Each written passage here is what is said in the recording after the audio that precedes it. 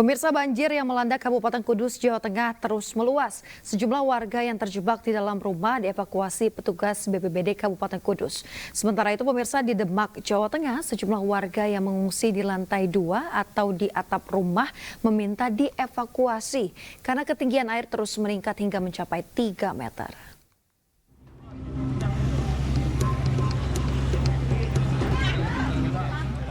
Badan Penanggulangan Bencana Daerah BPBD Kabupaten Kudus, Jawa Tengah mendirikan 3 posko pengungsian di Jembatan Tanggulangin, Terminal Induk Kudus, dan Kantor Desa Jatiwetan untuk menampung korban banjir di perbatasan Demak Kudus. Sedikitnya 500 warga Kecamatan Karanganyar Demak mengungsi di 3 titik pengungsian tersebut. Banjir di Kabupaten Demak terus meluas dan hingga kini proses evakuasi warga yang terjebak banjir terus dilakukan.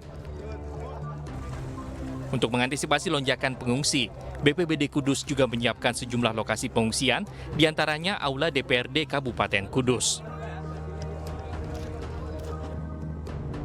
Proses evakuasi korban banjir di Kabupaten Demak terus berlangsung.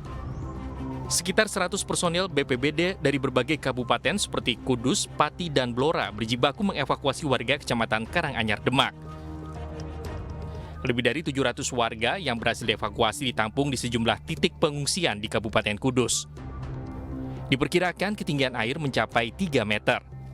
Selain terjebak di rumah, banyak warga yang mengungsi terjebak di musola dan masjid karena ketinggian air terus meningkat.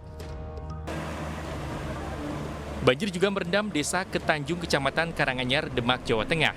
Jembatan Tanggulangin di perbatasan Demak Kudus difungsikan menjadi posko darurat.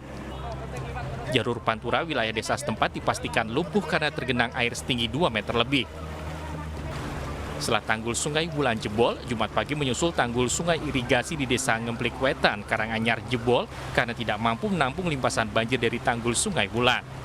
Akibatnya debit air meningkat hingga ketinggian air di kawasan permukiman mencapai 3 meter.